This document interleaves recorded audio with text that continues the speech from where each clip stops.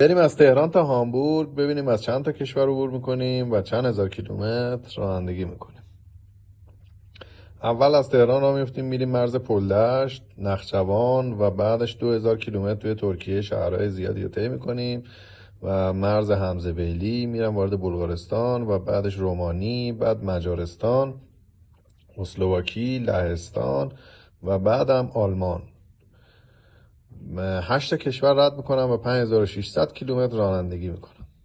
خب اینجا جاده ایران ترکیه رو داریم، ترکیه زیبا کوهستانی و صحنه جمع و جور. این گردنه بلو کارواشه تو ترکیه.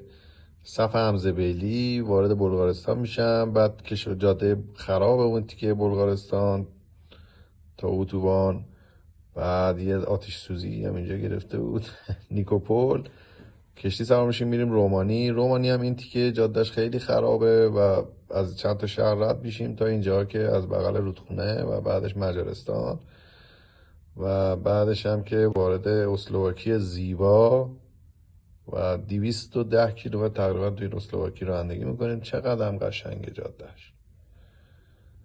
همینجوری که میبینین یه پل خیلی بد فرمی هم اینجا من رد کردم و بعدش هم وارد لهستان میشم